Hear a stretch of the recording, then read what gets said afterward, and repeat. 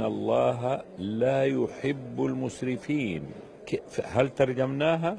إن المبذرين كانوا أخوان الشياطين.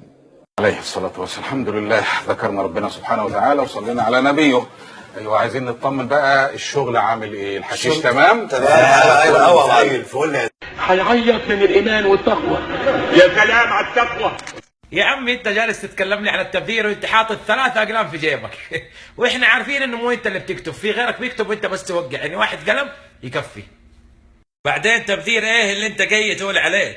اجل حديقه الهايد بارك وملعب الجوهر اللي في حوش قصرك، اللهم لا حسد، هذا ايش نسميه؟ هذا مو تبذير؟ بعدين سبحان الله نحفظ آيات وأحاديث التبذير والإسراف، وما نحفظ حديث من ظلم شبرا في الأرض طوقه الله إياه يوم القيامة من 7 أراضين. كل شعوب العالم بتدفع ضرائب، ليه نحن ما ندفع ضرائب؟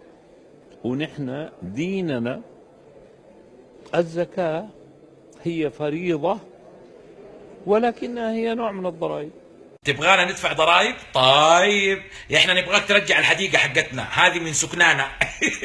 والله في ورده كسترايه في الحديقه حموت عليها. وباقي لي عندك 35 ريال من اخر تجديد اشتراك للعرT، جيت اشترك وما كان عندهم صرف، والله ماني مسامحك عليه، ابغاه.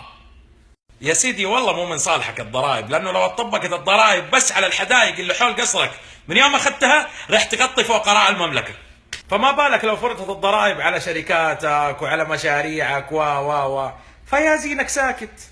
بعدين انت في المقابله خلطت ما بين الزكاه والضرائب، الزكاه فرضت من الله والضرائب تفرض من الدوله، والزكاه تكون من الغني للفقير، يلا هات.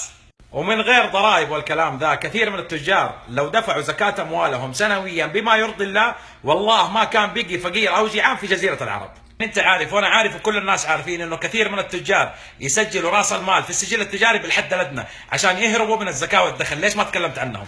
انت تبغانا نتقدم ونواكب العالم ونحقق الرؤيه بالضرائب، طب ليش ما تقدم انت للمجتمع والدوله ما يحقق التقدم والرؤيه؟ فين المشاريع الاجتماعيه والمشاريع الخيريه ودعم الشباب وتدريبهم وتوظيفهم والتخفيف على الدوله في هذا الجانب؟ فين؟ انت بتطالب الدولة بفرض ضرائب، واحنا من حقنا نطالب الدولة انها تفرض عليك انك تنشئ مشاريع اجتماعية وخيرية وتوظيف الشباب السعوديين. في الختام احب اقول لك الله يعطيك وياخذ منك على قد نيتك وزيادة ان شاء الله.